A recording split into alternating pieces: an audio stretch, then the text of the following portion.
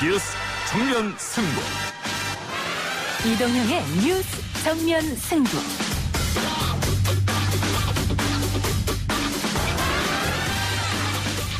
청취자 여러분 안녕하십니까, 이동형입니다. 아파트에 불을 지르고 대피하는 주민들에게 흉기를 휘둘러 5명을 살해한 안인득. 항소심에서 감형이 됐는데요. 당시 안인득의 발언 듣고 오겠습니다. 저는 말씀드리고 저도 하소연을 했었고 10년 동안 불이익을 당해왔습니다. 그리고 하루도 멀다 불이익을 당해오고 이러다 보면 화가 날 때도 나고. 1심은 사형, 하지만 2심은 무기징역이었습니다. 심신미약이 재판부에서 받아들여지면서 감형이 된 건데요. 피해자 가족들은 비탄에 빠졌습니다. 경기대 이수정 교수 연결해서 이야기 들어보겠습니다. 1시간 15분짜리가 달랑 38분 만에 끝나는 그런 수업이 비일비재합니다. 학교와도 소통이 전혀 안 되고 있고, 그리고 교육부나 정부에서도 전혀 대학생들을 위한 대책을 하나도 마련해주지 않아서.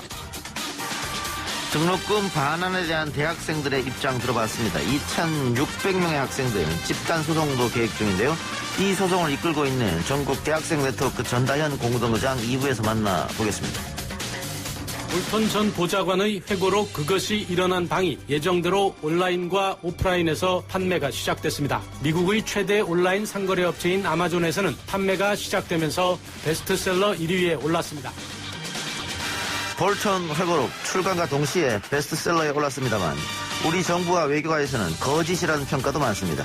한편 김정은 북한 국무위원장은 대남 군사행동 계획 보류를 지시했죠. 3부에서 국제관계 전문가인 한동대 박원권 교수와 함께 한반도 상황 분석해보겠습니다. 2017년 5월에 정규직 전환 방침을 정하고 정규직 전환에 합의하여 이제 마무리를 짓게 되었습니다. 인천공항 노동자하고도 협의가 없었습니다. 자회사로 가기로 합의를 했는데 갑자기 2달 만에 입장을 바꾸어. 인천공항 비정규직의 정규직화 관련 파열음이 큽니다. 특히 현 정부 들어 불거진 20대의 공정 문제와도 깊게 연결된 사안인데요.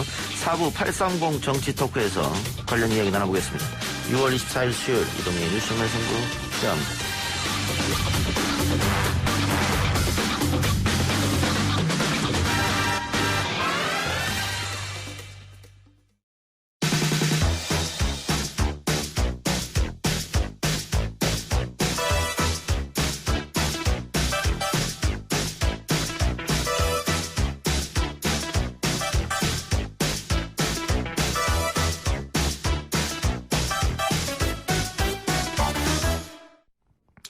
이 22명의 사상자를 낸 진주 방화 살인사건으로 1심에서 사형이 선고됐던 피고인 안인득이 2심에서는 무기징역으로 감형됐습니다.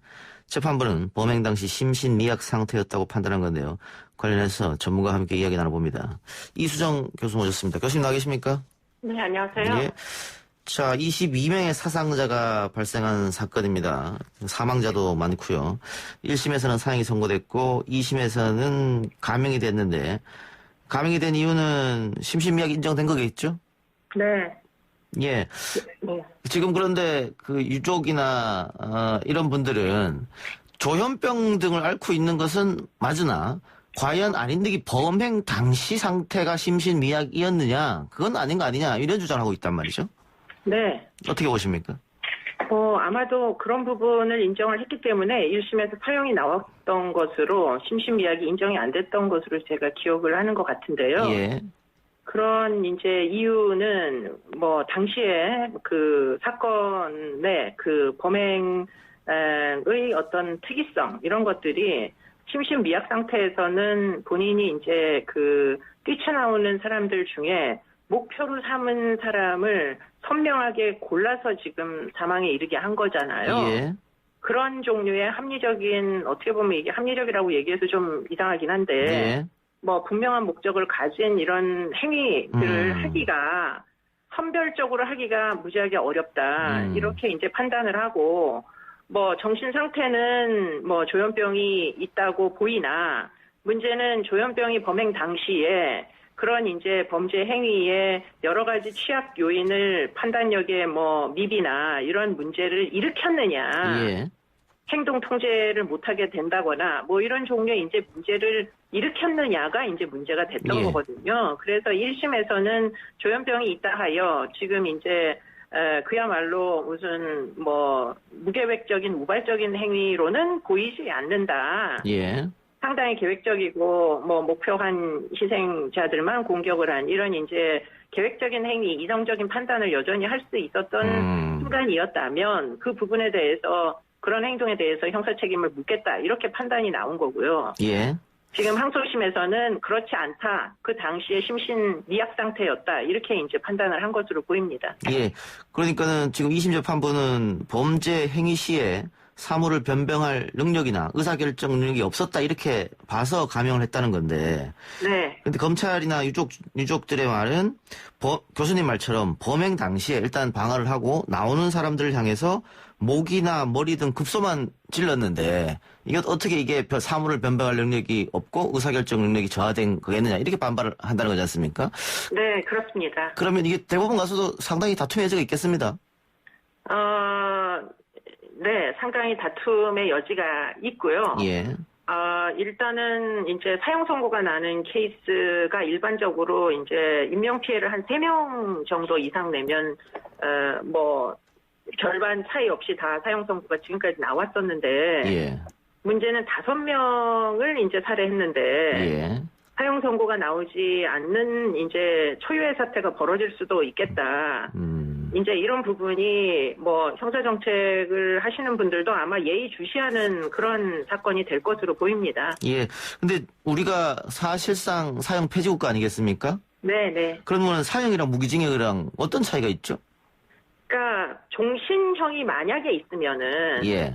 그러면은 사형을 집행하지 않으면 이제 종신형과 다름이 없는 그렇기 때문에 뭐 종신형을 선고를 하면 평생 동안 이제 교도소에서 못 나오는 상황이 될 테니까 지금 사형 선고를 하는 것과 하나도 진배 없는 그런 이제 처분이 될 것이거든요. 예. 그런데 우리나라의 무기징역은 종신형이 아닙니다. 예. 그렇기 때문에 무기징역이더라도 한 25년 정도 있으면 대부분 다 출소를 하게 되다 보니까 아하. 문제는 마른 무기로 뭐 형기가 정해져 있지 않게 이렇게 되어 있지만 문제는 이제 무한정은 아니라는 거죠. 그러니까 무기징역이라고 선고가 되지만 그래도 많은 수의 무기징역을 받은 사람들이 25년이나 30년 정도 되면 뭐 가석방이나 이런 경우로 나온다 이 말씀이 나올 가능성이 있다는 말씀이죠. 그렇습니다. 그런 차이점이 있군요. 예. 그래서 뭐 우리도 정신형을 도입해야 되는 거 아니냐 뭐 이런 얘기가 있습니다만은 그건 아주 별개의 문제이고요. 네, 뭐 사형 제도 자체를 폐지해야 되냐 이건 뭐 다른 그 논쟁점이기 때문에 지금 이 사건과 직접적인 연관성이 있어 보이진 않습니다. 예.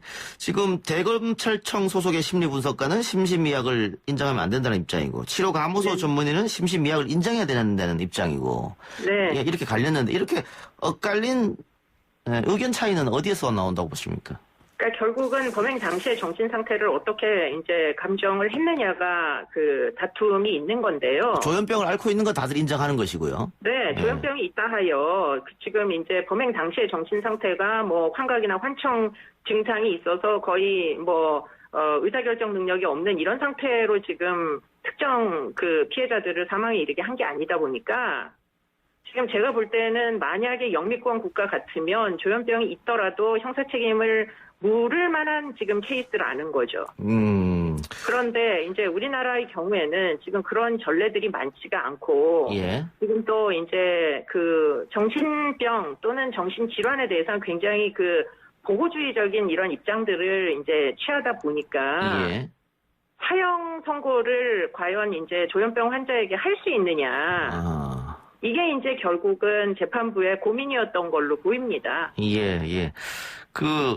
교수님이 이전 인터뷰에서 안인득 심리 상태에 대해서 편집성 조현병이라고 하셨는데 편집성 조현병은 일반 조현병과 어떻게 다른 것이죠? 그러니까 편집성 조현병은 본인이 이제 피해를 당했다 이렇게 이제 마음대로 생각을 하는 거예요. 아하. 그렇기 때문에 일종의 이제 사실은 피해자들은 무력한 가장 취약한 뭐 여성들이 다수였잖아요. 예. 아이도 있고 노인도 있고 뭐 이렇습니다. 그런데 예. 문제는 그들이 만나달라 그래도 만나주지 않아서 안인득은 억울하고 피해를 당했다고 생각을 하는 거예요. 계속 그렇게 주장하고 있죠, 실제로도. 그렇죠. 예. 그런데 이제 문제는 대부분의 스토커들은 생각을 한다는 겁니다. 그래서 지금 이 스토킹 행위를 미리 좀 제재를 할 수 있었으면 이렇게 인명피해도 나지 않았을 텐데 예. 인명피해를 나게 결국은 제재를 안 하더니 지금 유가족 입장에서는 결국은 인명피해가 나고 나서도 또 사법제도가 우리를 배신하는구나 이런 생각을 이제 하신다는 거죠. 예, 알겠습니다. 지금 어쨌든 모든 조현병 환자들이 범죄자다 이런 인식은 절대 갖고 가지면 안 되겠습니다만. 그런 얘기는 아닙니다. 그러니까 폭력 행위를 반복하는 아주 극소수의 지금 편집성 이제 어떤 피해 망상 같은 걸 가지고 있는 분들의 한정해서 하는 얘기입니다. 그런데 그분들이 공통적으로 보면 치료를 받다가 중단한 케이스가 많더라고요. 근데 이제 이런 사람들의 또 다른 문제 중에 하나는 병식이 없거든요. 예. 본인이 아프다는 걸 인정하지 않습니다. 아하. 그렇기 때문에 치료를 또 거부하기까지 하다 보니 한편으로는 피해 망상 정도는 있으나 그러나 이제 범행 당시에는 틀림없이 어떻게 보면은 굉장히 의사결정이 아주 냉철한 의사결정을 한 사건이거든요. 예. 그러다 보니 아무리 조현병이 있다 손 치더라도 이 일을 이제 이렇게 심신미약을 쉽게 인정해줘도 되느냐 이게 이제 논쟁이 되는 거죠. 그 치료를 중단하거나 혹은 거부하는 사람들에 대해서 조금 관리를 해야 되는 거 아니야 이런 얘기도 있던데요.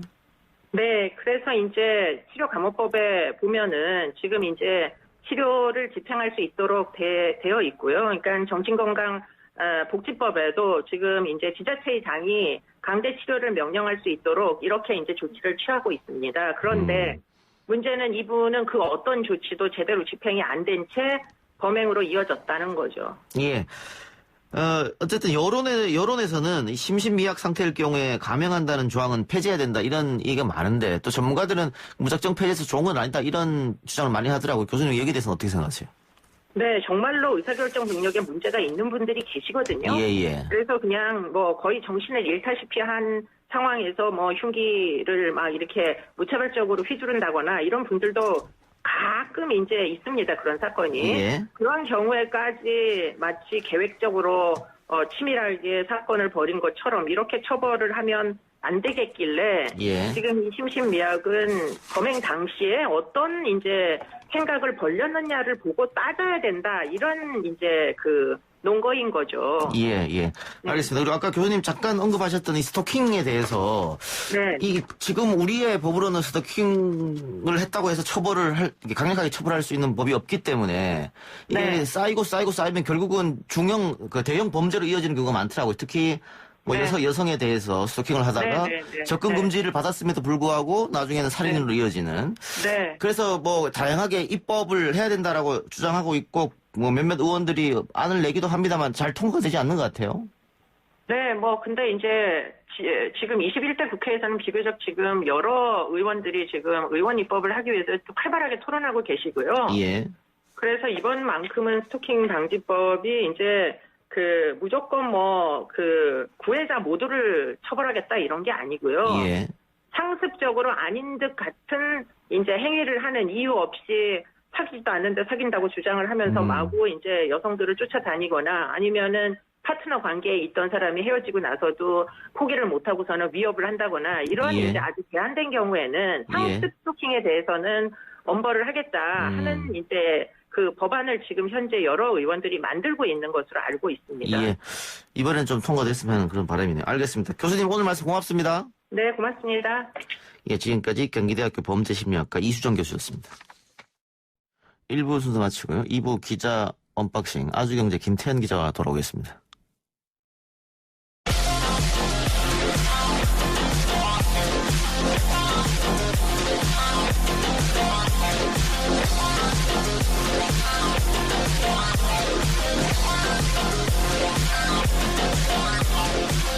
오늘 나온 뉴스들 언박싱해드린 기자 언박싱. 오늘은 아주경제 김태현 기자 나왔습니다. 어서 오십시오. 안녕하십니까. 김태현입니다. 오늘 코로나19 상황부터 정리해 주시죠. 네, 최근 물류센터 코로나19 확진자가 좀 다수 발생했는데요. 이번에는 또 쿠팡 덕평 물류센터에서 확진자가 발생을 했습니다. 예. 쿠팡은 오늘 오전에 덕평 물류센터 직원 중 한 명이 코로나 양성 판정받은 걸 확인하고 11시쯤 건물을 폐쇄했다고 하고요. 그리고 덕평 물류센터는 이제 식품 등을 제외한 일반 상품 등을 취급하는 곳입니다. 예. 이제 확진한 직원은 패커 패커로 근무를 한 것으로 알려졌는데요. 이 패커는 이제 배송이 될 상품을 포장하는 일을 하는 분들입니다. 그래서 이제 쿠팡은 근무 중이던 모든 직원들을 퇴근시키고 그 덕평 물류센터 방역과 청소 작업을 진행했고요.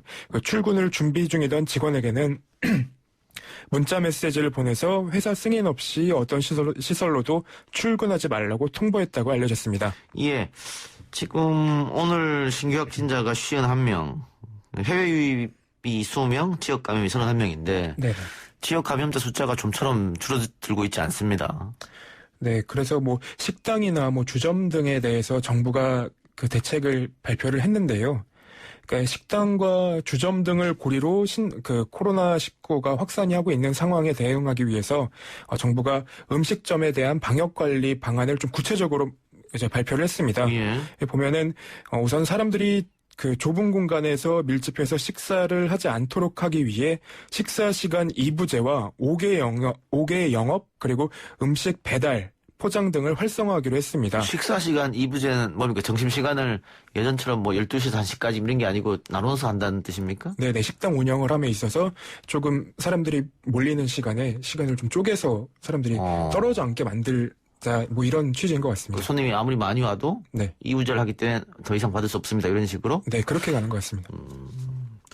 그리고 이제 5개 영업이나 실내보다는 실외가 아무래도 코로나 바이러스가 덜 활동하기 때문에 네. 5개 영업 혹은 또 음식 배달 포장 활성화. 예. 네. 그리고 좀 밀접 접촉을 막기 위해서 테이블 사이에 칸막이 설치를 확대하는 방안도 나왔고요. 예. 그리고 1인용 탁자를 마련하도록 하는 내용도 담겼습니다. 그래서 영업자와 이용자가 식당 안에서 가능하면 마스크를 웬만하면 착용하도록 했고요. 식약처는 이제 칸막이 설치 비용에 대해서는 지원을 검토하고 있다고 밝혔습니다. 예. 이 자영업자들이 쉽지 않은데 코로나19 때문에 점점 더 어려워지고 있네요. 좀 안타까운 현상입니다. 네. 이게 뭐 식당 안에서 마스크를 착용한다고 하더라도 식사를 하면서 낄 수는 없으니까. 네. 다만 식사하기 전에 뭐 대화하거나 할 때는 마스크를 좀 써달라 이 말이네요. 네. 알겠습니다. 자, 마스크 얘기가 나왔으니까 요즘 날씨가 덥다 보니까 마스크 착용을 잘 안 하는 분들이 가끔 보입니다. 그런데 지하철에서 마스크를 쓰지 않은 사람에게 마스크를 써달라고 요구를 했더니 난동을 피웠다. 그래서 체포가 됐다. 이런 네. 기사가 있네요. 그러니까 마스크를 쓰지 않은 채 지하철에 탔던 40대 여성이 그 옆자리에 앉아있던 마스크를 써달라는 다른 승객이 이제 요구를 하니까 여기에 반발해서 약간 폭행도 있었던 것 같습니다. 그리고 난동을 부려서 지하철이 약 7분간 운행이 지연되기도 했습니다. 경찰에 따르면 A씨는 이날 오전 11시 50분쯤에 지하철 1호선 오류동역 부근 전동차 안에서 다른 승객으로부터 마스크를 써달라는 요구를 받았고 왜 시비를 거냐며 욕설하고 난동을 부린 걸로 파악이 됐습니다. 예, 마스크를 쓰지 않았기 때문에 승객들이 지하철 공사에 신고를 했고 네. 직원들이 마스크를 또 가져다 줬더라고요. 네, 그렇습니다. 그런데 그걸 쓰지 않고 바닥에 내팽개치면서 또 항의하고. 네, 그 내용을 좀 보니까 뭐 정부에 속고 있다 이런 말도 한 것 같더라고요. 문재인 정부에 속고 있다. 네. 뭘 속았다는 거죠? 코로나19에 대해서 속고 있다는 겁니까? 뭐 그런 것 같습니다. 예. 근데 연행돼서 경찰서에서도 계속해서 똑같은 항의를 했다고 하니까. 네. 약간 이해가 안 되는데. 그 지하철 직원들이 마스크를 써달라고 가져다 줬다고 하면 굉장히 지하철로서는 상당히 편의를 베푼 건데. 그렇죠. 요즘은 그 마스크를 안 쓰면 타기도 힘듭니다. 그렇죠. 예. 며칠 전에 저도 마스크를 깜빡하고 왔는데 두 정거장 정도 지나가니까 이제 방송이 나오더라고요. 마스크를 쓰지 않은 분들은 내려달라고. 네. 그래서 내린 기억이 있습니다. 내려야죠. 그 마스크 안 쓰고 대중교통 타지 말라고 그렇게 얘기했는데 마스크를 왜 안 썼습니까? 네, 깜빡하고 그래 바로 사가지고 다시 탔습니다. 예. 택시나 버스, 지하철 다 마스크를 네. 쓰고 착용하고 이용해야 된다는 거 잊지 말아주시고. 네. 정치권 이야기로 가볼까요? 네. 최근 국회 법사위 전체 회의에서 검언 유착과 관련해 대검 감찰본부 관련 규정을 공개해야 된다라는 지적이 나왔는데 열린민주당 김진애 의원이 적극적으로 이 얘기를 했던 것 같고. 네. 결국은 공개하기로 했네요. 네, 오늘 그 윤호중 법사위원장이 그 비공개로 돼 있는 대검찰청 감찰본부 설치 및 운용 규정을 공개 규정으로 전환해서 법사위원들에게 제출하겠다는 보고를 받았다고 말했습니다. 예. 검언 유착 사건에 대해서 요즘 좀 시끄럽지 않습니까? 네, 네. 일단 상황 정리 한번 듣고 자세한 이야기 나눠보도록 하죠. 네. 그러니까 지금 가장 논란이 되고 있는 건 그 검언 유착과 관련해서 전문 수사 자문단을 윤석열 총장이 독자적으로 소집하기로 결정하면서 논란이 커지고 있습니다. 수사팀이 수사를 하고 있는데 네. 일단 중간에 끼어든 거네요. 전문 수사 자문단을 설치하라 이렇게. 그렇죠. 수사팀은 이제 뭐 채널A 기자와 그리고 한동훈 차장검사에 대해서 뭐 이제 필요하다면 이제 구속을 해야 된다는 의견까지 제시한 걸로 알고 있는데요. 그 부분을 막고서 이렇게 수사 자문단을 소집하기로 결정하면서 조금 논란이 커지고 있는 상황입니다. 예. 검찰 내부에서도 윤석열 총장이 측근을 보호하려고 그 관례나 네. 이런 걸 깨고 있는 거 아니냐. 네. 이런 반발이 있다면서요. 네, 일단 윤 총장이 그 한동훈 차장검사랑 채널A 기자들 사이에 녹음 파일 내용을 보고 받은 뒤에 6월 4일 이후로 이 사건 지휘에 관여하지 않겠다. 그러니까 서울중앙지검과 대검의 이견이 있는 경우에 대검 부장회의의 지휘를 일임하겠다는 공문을 서울중앙지검에 보냈습니다. 이후부터는 이제 구본선 대검 차장검사가 부장회의를 이끌어왔다고 알려졌는데요. 수사 자문단을 소집할지 말지 여부를 결정하지 못한 채 최근 회의까지 끝났는데 이후에 구본선 차장검사가 논의 경과 정도를 윤석열 총장한테 보고를 했고 윤 총장이 독단적으로 그냥 수사 자문단을 소집한 걸로 알려졌습니다. 그러니까 내가 이 사건에 관여하지 않겠다고 하는 것은 네. 다들 내 최측근이 관련됐다고 하니까 네. 객관성을 위해서 내가 이 사건에 끼어들지 않겠다라고 선언한 거지 않습니까? 그렇습니다. 그런데 갑자기 전문 수사 자문단을 꾸려서 운영해라 이렇게 되니까 그럼 그게 뭐가 되냐 이게 논란이 있었다는 거죠. 그렇죠. 그래서 앞서 일부 언론에서 대검 실무진이 만장일치로 혐의 성립이 어렵다는 의견을 냈고 그리고 피해자가 강요를 느낀다고 주장하더라도 강요 미숙죄가 성리하기 위한 객관적인 해악을 고지했다고 보기 어렵다는 취지로 이제 의견을 냈고 이 같은 내용을 바탕으로 이제 구본선 차장검사가 논의 경과를 소집으로 해야 된다 이렇게 얘기했다고 보도가 됐었는데요. 최근에 이제 윤 총장의 말과 구본선 차장검사의 말이 조금 미묘하게 다릅니다. 예. 그러니까 회의를 열고 논의를 시작하는 단계에서 경과 보고만 했다는 거고요. 그 회의에서는 이제 수사 자문단을 소집해야 된다 말아야 된다 어떤 결정이 나온 바가 없고 오히려 수사 자문단을 소집하면 안 된다고 강력하게 주장하던 한 분이 있었다고 합니다. 예. 그러면 그 검찰 내부 사이트에서도 논란이 좀 있습니까? 네, 근데 그 내부에서는 검언 유착과 관련해서 실시간으로 보도되는 거를 보고 이제 피의 사실 공표를 언급하는 부장검사님이 이프로스라는 검찰 내부 그 커뮤니티에 글을 올렸습니다. 근데 이게 피의자 그 피의 사실 공표랑은 조금 맥을 달리하는 게 그 검찰이라는 집단은 권력을 갖고 있는 집단이고 그에 대해서 어느 정도의 견제가 있어야 되는 건 당연한 건데 피의 사실 공표를 얘기하면서 검언 유착과 관련된 어떤 얘기가 언론으로 나오는 건 불편하다 이렇게 얘기하는 거는 저는 조금 이해가 안 됐습니다. 예. 자, 근데 수사 자문단을 꾸려달라고 하는 게 그 총장이 독단적으로 할 수 있는 그런 구조입니까? 지금 총장이 독단적으로 할 수 있는 규정이 있습니다. 그러니까 자문단은 총장이 단원을 직접 위촉하고요. 그리고 소집도 가능합니다. 근데 이제 심의 과정이 모두 비공개라서 밀실 협의가 가능한 구조입니다. 그렇기 때문에 최측근 비호를 위해서 일부러 독단적으로 시작한 건 아니냐 이런 지적도 나오고 있습니다. 나오고 있다. 알겠습니다. 자, 추미애 법무부 장관이 공개 석상에서 윤석열 총장을 비판했다고요?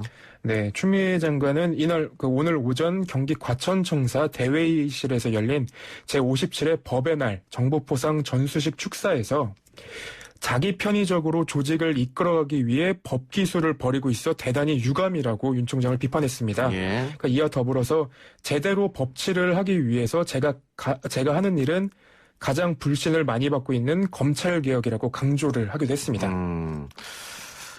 알겠습니다. 주호영 미래통합당 원내대표가 국회에 복귀한다고요? 네, 주호영 원내대표가 사찰 칩거를 마치고 9일 만에 복귀를 한다고 밝혔습니다.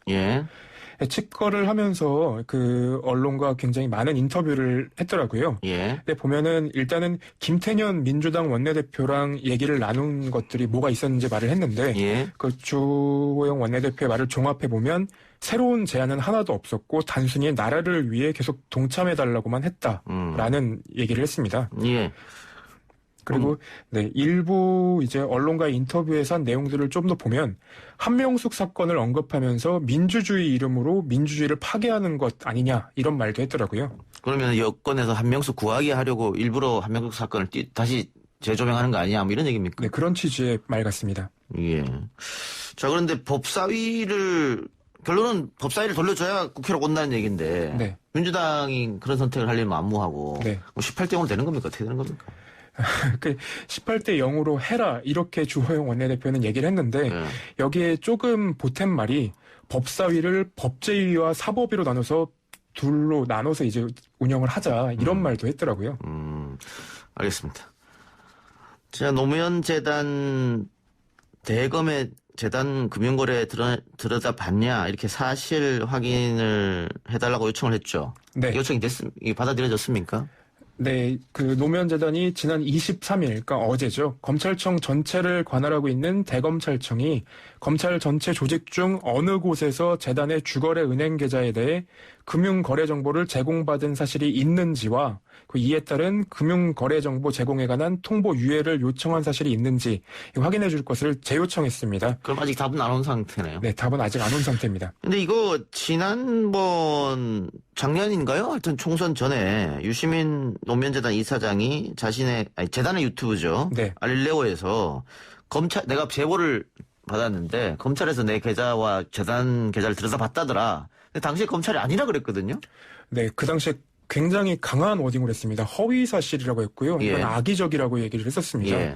보면은 지난해 이제 12월 24일에 그 노무현재단 이사장 유시민 이사장이 그 재단의 주거래 은행이 한 개인데 그 은행 재단 계좌를 검찰이 들여다봤다는 사실을 확인했다고 말을 했습니다. 예. 개인 계좌도 다 들여다봤을 걸로 짐작한다고 주장했더니 당시 검찰이 유 이사장의 주장에 대해 허위 악의적 그리고 그렇게 발표를 했는데 최근에 이제 신라젠 수사 결과를 발표하면서 그 유시민 이사장과 관련된 혐의를 발견하지 못했다고 검찰이 얘기를 했습니다. 예. 그렇다면 들여다봤다는 거 아니냐 이렇게 되는 거죠. 네, 사실상 계좌를 들여다봤다는 유 이사장의 주장에 힘을 좀 싣는 답변이었습니다. 예, 그래서 다시 한번 요청을 한 거군요. 네. 정말 들여다봤는지 안 들여다봤는지 답을 해달라. 네. 그러나 아직 검찰은 답이 없다. 네, 그러니까 현재까지 명확하게 검찰이 해명을 하고 있지 않아서요.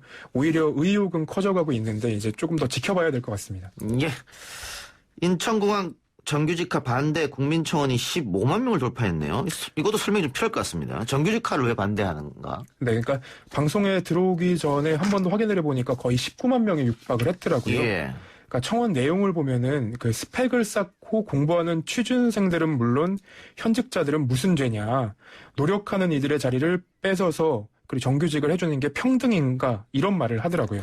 그러니까는 이 공사라는 좋은 직장을 얻기 위해서 열심히 준비하고 공부하는 사람들이 있는데 그 비정규직으로 계약직으로 들어간 사람들이 다 그냥 정규직으로 전환돼 버리면 지금 준비하고 있는 사람들의 자리를 박탈하는 거 아니냐 그게. 네. 그리고 저 사람들이 어떤 노력을 했길래 계약직에서 정규직으로 바뀌어지느냐. 네. 이거는 불합리하다, 불공정하고 이런 거군요. 네, 그 로또 취업이라는 말까지 나오더라고요. 예. 근데 이 부분에 대해서는 조금 이제 SNS 상에서도 조금 말이 왔다 갔다 하는 것 같은데 예. 지금 많이 보도가 된 SNS 내용 중에는 서영고 나와서 뭐하냐 그러니까 인천국제공항 정규직이면 최상이다 뭐 졸지에 서울대급 됐다 이런 말을 한 사람들이 있었고 이게 지금 말한 SNS가 네. 인천공항 비정규직 근무하는 사람들이 정규직으로 됐다. 그 사람들끼리 나눈 대화라는 거잖아요. 그게 흘러나왔다는 거죠? 네, 그 사람들끼리 나눈 대화와 그리고 준비하고 있는 사람들이 준비하는 사람들이랑 그리고 지금 정규직으로 전환된 사람들 둘이서 이제 싸우는 양상이 좀 보이더라고요. 예. 그래서 이런 말들이 나오니까 뭐. 근데 이거는 이렇게 말하면은 준비하는 사람들은 좀 화가 나긴 하겠네요. 그러니까요. 준비하던 한 분은 열심히 노력한 사람들은 뭐가 되냐라고 얘기를 했고 여기에 대해서 이제 정규직으로 전환된 사람들은 누가 노력하래? 뭐 이렇게 비꼬기도 하고 있더라고요. 예. 떼써서 동일 임금까지 네. 뭐 이런 얘기도 하고 있고. 이 전형적인 이 노노 갈등인데. 네. 그렇죠? 이게, 과거에 독재자들이 잘 써먹던 방법이거든요. 디바인 앤 룰. 네. 예. 근데 지금 어쨌든 이렇게 노노 갈등이 일어나고 있는데 이거 어떻게 해결해야 될지요. 조금, 논쟁과 토론이 필요한 상황인 것 같습니다. 알겠습니다. 오늘, 기자 언박싱 여기까지 하겠습니다. 지금까지 아주경제 김태현 기자였습니다. 수고했습니다. 감사합니다.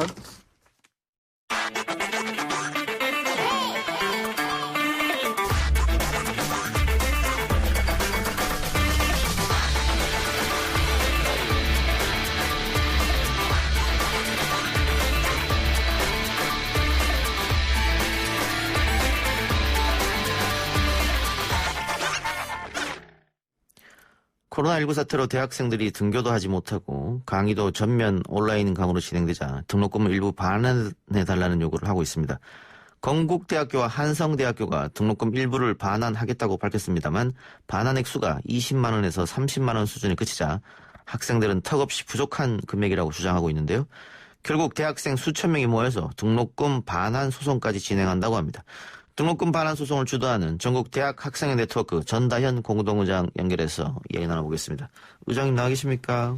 네, 안녕하세요. 예. 자, 성신여대에서 총학생 회장도 맡고 있는데 그동안 코로나19 사태로 오프라인 강의는 안 되고 온라인 강의만 계속됐던 건가요?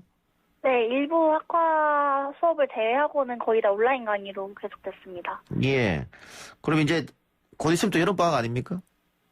네, 그쵸. 거의 아마 이번 주에 아마 다 종강하는 걸로 알고 있습니다. 예. 그러니까 비싼 등록금을 내고 오프라인 강의도 듣지 못했고 사실 그 등록금 안에는 뭐 캠퍼스를 이용한다거나 여러 가지가 다 포함되어 있는 금액인데 지금 전혀 그런 거에 대해서는 한번 써보지도 못하고 이렇게 됐기 때문에 좀 등록금을 전부 다 내는 건 불합리하다 이렇게 판단하셔서 등록금을 좀 일부라도 돌려달라 이렇게 주장하고 계시는 거죠.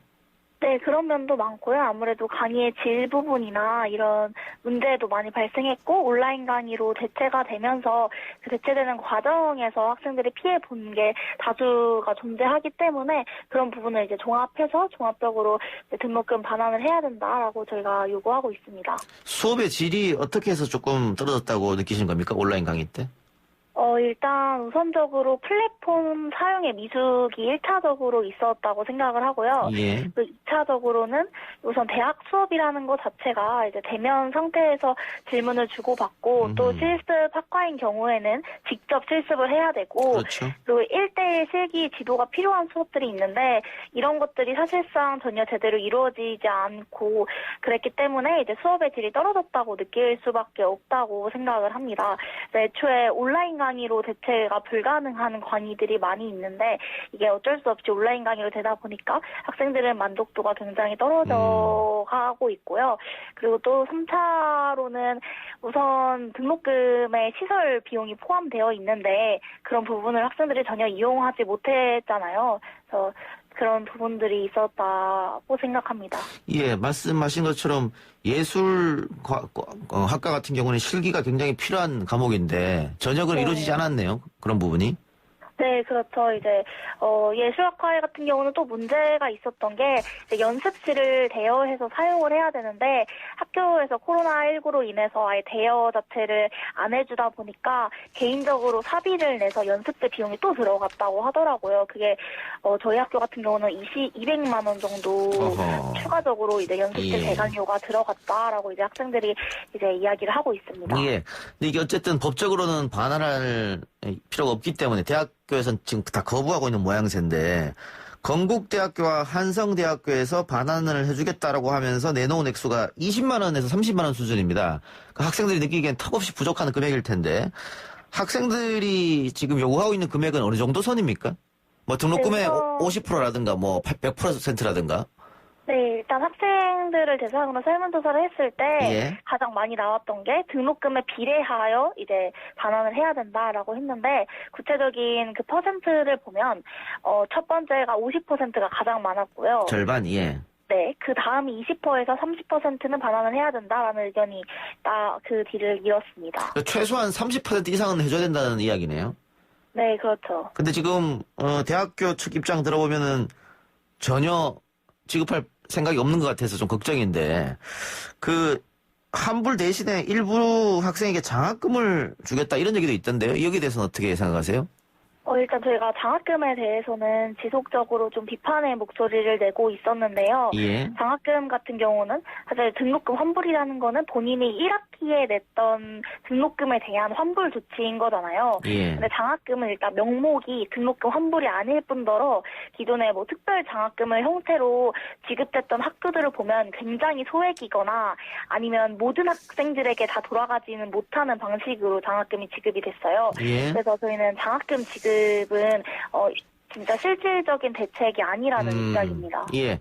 자, 그러면 그런 문제가 있기 때문에 등록금 반환 소송을 하려고 하는 거 아니겠어요?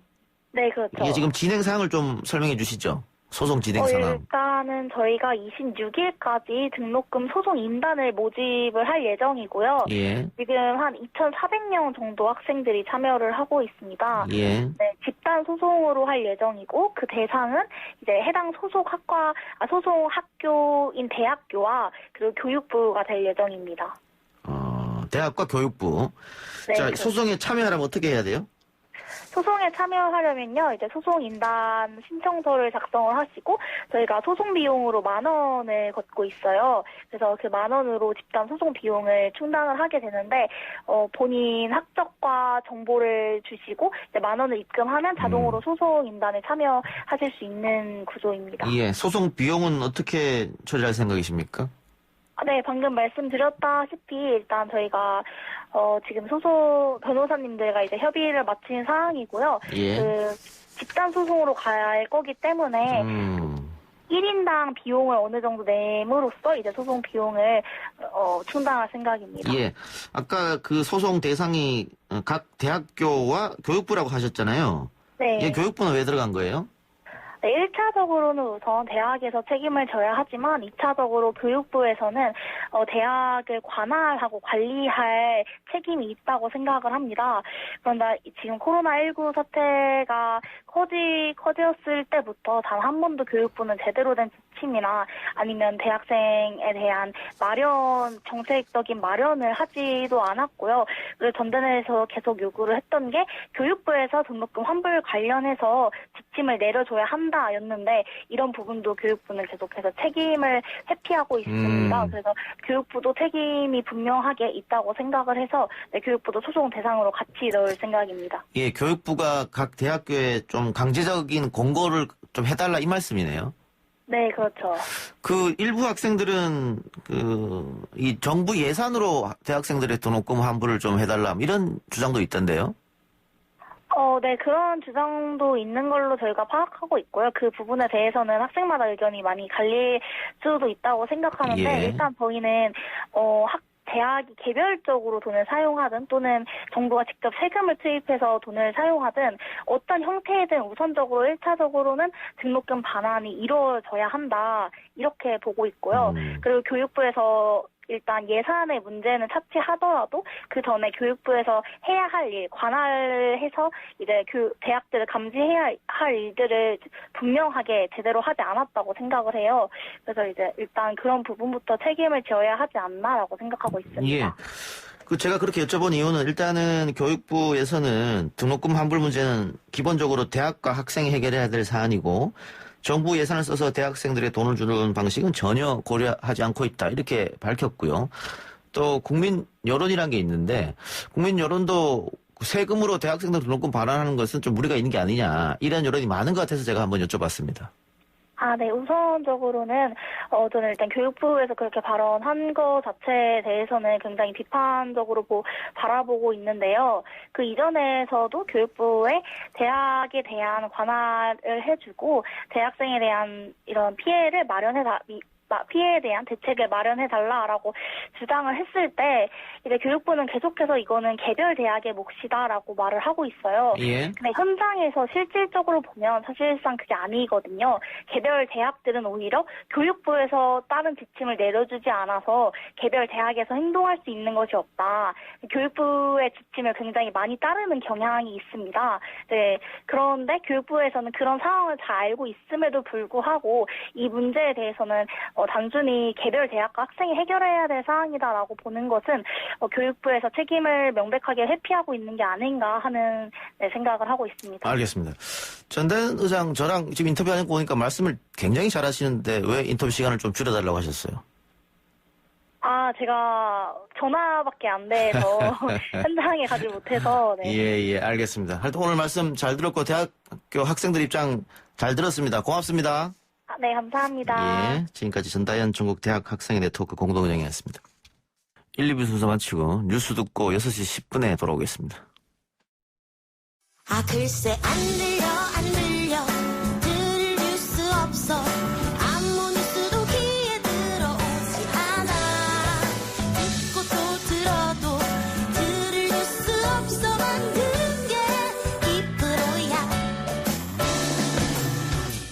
이동영의 뉴스 정면 승부. YTN 라디오 이동의 뉴스 정면 승부 3부 시작합니다. 김정은 위원장, 북한군 총참모부가 계획했던 대남 군사행동 실행을 보류하라고 지시했습니다. 이런 가운데 존 볼턴 전 백악관 국가안보보좌관의 회고록 그것이 일어난 방은 예정대로 오늘 미국 전역에 출간됐습니다. 한동대 국제지역학과 박원건 교수 모시고 이야기 나눠봅니다. 어서 오십시오. 예, 안녕하세요. 자, 볼턴 회고록 이야기하기 전에 침묵을 이어온 김정은 위원장이 대남 군사행동 계획을 보류했습니다. 예. 원인 분석을 해봐야 될 텐데 왜 그런 것 같습니까? 갑자기. 일단 숨고르기는 분명하죠. 예. 지금 4일부터 시작해서 김여정 제1부부장의 공세, 예. 그리고 결국 공동연락사무소까지 폭파하는 한 걸음에 내달렸는데 전반적으로 북한이 이것을 이번에 보류 발표는 계획했던 것 같지는 않습니다. 물론 매우 이례적으로 여태까지 북한이 나름대로 정책 결정의 과정을 다 보여주긴 했었거든요. 예. 그러니까 16일에 총참모부가 공개 보도라는 것을 냈는데 그것도 매우 이례적이죠. 그 당시에도 이제 이런 것을 자기네가 위임받아서 계획을 세우겠다 하고 17일에 바로 4대 군사행동을 얘기했고 그다음에 당 중앙군사위원회 비준을 받겠다라고 얘기를 했거든요. 그렇다면은 일주일 기다렸죠. 이 4대 군사행동의 당 중앙군사위에서 비준을 하느냐 안 하느냐. 또 오늘 이제 결국 발표가 나왔는데 발표 내용을 보면 최근 정세를 평가하고라는 표현이 들어가 있습니다. 그렇기 때문에 일단 원래부터 계획했던 것 같지는 않고요. 뭔가 변화가 있어서 일단 보류를 했다. 그렇게 판단이 되네요. 강원 양면 작전이다. 이건 아니겠네요. 강원 양면 작전이면 처음부터 계획을 했을 텐데. 그렇죠. 이게 4일 김여정의 담화가 사실은 지금까지 다 모든 걸 암시하고 계획돼서 왔었거든요. 예. 그날 발표했던 것들이 다 하나씩 시행되는 모습이었는데 이제 갑자기 일단 멈춘 그런 모습을 지금 보이고는 있죠. 북한 매체는 남한에 대한 비난 기사도 삭제했다고 하더라고요. 네, 그렇습니다. 지금 삭제했고 확성기도 지금 다시 철거를 하는 그런 모습들을 보이고 있거든요. 그래서 전반적으로 근데 중요한 것은 이것이 일단 보류고 완전히 멈춘 것은 아니다. 이제 그런 것을 우리가 봐야 되는 거고요. 지금 여러 가지로 제가 방금 말씀드린 것처럼 참 쉽지는 않은 그런 것이 있습니다. 의문점이 남아 있는 것들이 있죠. 그래서 지금 여러 가지 설이 사실은 제기가 되고 있는데 제가 좀 몇 가지를 이건 정말 설입니다. 그냥 설로 알고 계셔야 될 것 같고요. 일단 미국과 중국 사이에 지난주에 하와이에서 회담이 있지 않았습니까? 거기서 뭔가 논의가 돼서 그러니까 중국이 북한한테 압박을 가했다. 근데 그 설에 뭔가 기반이 되는 것은 미국과 중국이 사실 1970년대부터 한반도 문제에 깊숙이 개입한 것은 사실입니다. 특히 안정을 우선시하는 것은 미국과 중국 둘 다 마찬가지거든요. 그러니까 북한이 일방적으로 긴장을 고조하는 거에 대해서는 두 국가가 다 반대 입장을 가질 수 있고 그래서 뭔가 하와이 회담에서 얘기가 됐을 수도 있다. 그런 얘기들도 있고요. 하나는 이제 북한 군부에서 일부 문제 제기를 했다라는 설도 있습니다. 그거는 개성공단의 지금 첫 번째 군사행동인 개성공단의 제주도는 아닙니까? 근데 거기에 포병 부대들이 들어간다라고 했는데 포병 부대 같은 경우에는 당연히 위에 가림막이라든지 이 서로 은폐 시설이 있어야 되는데 그냥 개활지에 들어가면은 사실은 굉장히 취약한 그런 상황이거든요. 그리고 아까도 확성기도 보셨지만 확성기는 북한이 이거 한국의 비대칭 전력이라고까지 얘기합니다. 그 확성기를 한국에서 북한한테 확성기를 트는 게 북한 입장에서 굉장히 괴로운 거거든요. 그걸 갖고 도발도 했었고 그걸 갖고 한국이랑 협상도 여러 번 했는데 북한이 먼저 그걸 지금 시도를 하니까 전방에 있는 지휘관들 입장에서는 그것이 잘 받아들이기가 힘든 상황이죠. 그래서 여러 가지 설들이 있는데 뭐 정확하게 무엇인지는 지금 말하기는 좀 어렵다 판단이 됩니다. 뭐 학성기 설도 있고 또 그 최근 정세를 보고 이런 말을 살펴봤을 때는 존 볼턴 보좌관이 낸 회고록에 보면 문재인 대통령이 꽤 노력을 했다. 남북 관계에 대해서. 네. 그러니까 북한이 봤을 때는 매번 미국 말만 들었다고 생각했는데 아니네? 뭐 이렇게 판단했을 수도 있다. 뭐 이런 얘기도 있더라고요. 뭐 그 영향을 줄 수도 있는데 그게 결정적인 영향으로 그렇겠죠. 갔을지는 저희가 좀 참고를 할 필요는 있다라고 생각이 되고요. 아까 말씀드린 것처럼 북한이 처음에 얘기했던 이 4대 군사행동 자체가 좀 무리수가 분명히 있었습니다. 예를 들어서 첫 번째 금강산과 개성공업지구에 북한이 부대를 전개하는 거, 이것은 2000년 6.15 공동선언에서 개성과 금강산을 하기로 한 거 아닙니까? 그래서 만약에 진주를 한다면 이것을 무력화시키는 거죠. 근데 6.15 같은 경우는 북한에서도 굉장히 중요시하는 남북 간의 합의인데 그거를 이렇게 쉽게 무력화할 수 있느냐라는 거고, 두 번째 같은 경우에는 비무장지대 GP, 이제 북한은 민경초소라고 얘기하는 거, 그건 9.19 군사합의 폐기거든요. 근데 9.19 군사합의는 북한이 나름대로 굉장히 자신들에게 유리하게 돼 있다라고 얘기를 하는데 그걸 과연 그렇게 쉽게 파기할 수 있을 것인가. 이제 그런 의문들이 좀 계속 제기되고 있었죠. 예. 그런데 어쨌든 철회가 아니고 보류지 않습니까? 네. 그럼 다시 행동을 할 수도 있겠다. 예, 그렇죠. 특히 이번 발표에 나온 것 중에 우리가 좀 봐야 되는 것이 예비회의라는 표현이 나왔지 않습니까? 근데 예비회의라는 건 처음 들어보는 표현이고 북한에서 잘 없던 것들이고요. 예비회의라는 게 그냥 상식선에서 생각하면 우리가 본회의를 하기 전에 예비회의를 하죠. 근데 그 예비회의에서 가장 중요한 것은 본회의에 올릴 안건을 결정하는 거거든요. 그러니까 북한이 지금 하는 거 보면은 약간 그런 모습들이 보입니다. 예비회의를 통해서 이번에 대남 군사 행동에 대해서는 안건에 본회의에 올리지 않겠다라는 거거든요. 이제 그 의미는 앞으로도 언제든지 이 안건을 본회의에 올릴 수 있다. 그렇다면 굉장히 신속하게 다시 원상복귀가 되고 보류가 철회될 수도 있다. 그래서 지금 현재 상황에서는 우리가 조심하고 우리 뭐 오늘 우리 국방부에서도 얘기가 나왔습니다만 이것은 철회가 아니기 때문에 여전히 우리가 좀 상황을 지켜봐야 된다. 이제 그런 분위기죠. 김여정 부부장이 악역을 자처하고 해결사로 김정은 위원장이 등장하는 뭐 그런 시나리오도 그려볼 수 있지 않겠습니까? 뭐 그거는 지금까지 김여정의 담화로 시작돼서 정설입니다. 일단 서로 간의 역할 분담이 있었다. 그리고 북한 체제 상황에서 2인자가 있을 수는 없죠. 그러니까 김정은 위원장이 모든 걸 통치를 하는데 본인은 나중에 이런 극적 반전, 사실 오늘이 극적 반전이라고 볼 수 있는데 극적 반전을 위해서거나 아니면은 나중에 협상을 위해서 뒤로 빠져 있고 대신에 김여정을 내세워서 대남 비판과 대미 비판을 할 수 있도록 그렇게 만들었다라는 것이 정설이긴 한데요. 근데 좀 이상한 부분이 여기도 있습니다. 왜냐하면 김여정 같은 경우에 지금 직함이 부부장이거든요. 근데 그럼에도 불구하고 군을 통솔하는 모습들이 나오고 4일부터 담화에 나온 걸 딱 보면 한 번 이런 표현이 있습니다. 나는 위원장 동지와 당과 국가로 부여받은 나의 권한을 행사해요. 그거 한 번만 있었고 나머지의 모든 담화는 김여정 부부장의 일종의 지시를 받아서 가는 그런 형태가 되거든요. 그렇다면은 이것은 후계자의 모습이죠. 그래서 그것도 우리가 좀 앞으로 더 지켜봐야 할 상황이다라고 생각을 합니다. 예. 알겠습니다. 자, 그러면은 뭐 오늘을 계기로 해서 다시 좀 대화의 모멘텀을 만든다거나 이런 가능성도 충분히 있을 겁니까? 어떻습니까? 좀 두고 봐야겠습니다. 왜냐하면 북한이 말씀드린 것처럼 전혀 설명이 없이 그냥 보류다라고 했거든요. 그 설명이 없다라는 거는 한국한테 설명이 없는 것뿐만 아니라 북한 주민들한테도 설명이 없었습니다. 지금 4일부터 사실 어떻게 보면 북한 당국이 북한 주민들을 격동해서 지금 삐라살포 그런 투쟁에 내세우게 된 거거든요. 대규모 군중 집회도 있고 1200만 장을 만들어서 준비하고 있다. 근데 아무런 설명 없이 오늘 딱 한 장에 그냥 보류다라고 나왔으니까 이것이 좀 며칠 내에 북한 정권에서도 나름대로 설명이 있어야 될 것 같고 이제 그 설명의 맥락을 보면 과연 한국과 다시 대화를 재개할지 안 할지 그 여부가 지금 밝혀질 거라고 생각되는데요. 현재로서는 좀 조심스럽지만 이게 우리와 대화를 하겠다. 그런 의지는 아직은 안 읽힙니다. 예. 뭐 어떤 분석에 보면 국내 정치용으로 그렇게 한번 흔들었던 것이다 이런 얘기도 있던데 북한 경제 상황은 어떻게 보고 계세요? 북한 경제 상황은 매우 안 좋죠. 코로나 때문에 더 하죠. 코로나 때문에 안 좋고 그것은 이미 여러 번 확인이 됐고요. 지난 5월 달에 우리 국정원에서 국회 보고에도 보면 평양에서도 사직위가 일어나고 있다.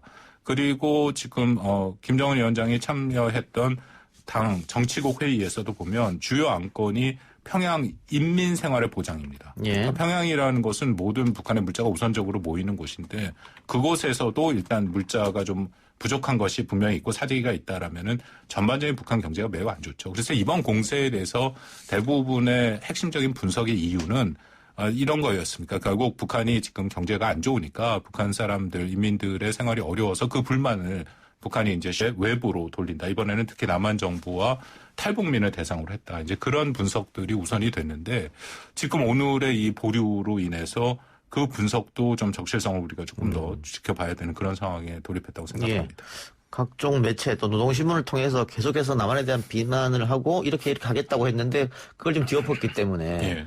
북한 주민들 입장에서 좀 혼란스러울 것 같기도 한데. 뭔가 마무리가 있어야 되는 거죠. 예를 들어서 삐라를 살포하고 나서 했다면은 그게 괜찮은데 살포를 다 준비하고 있는 상황에서 갑자기 멈췄으니까 제 판단에 북한 주민들도 굉장히 의아해할 것이다라고 생각합니다. 예. 그래서 이제 이례적이라고 지금 교수님께서 말씀하신 거고 예.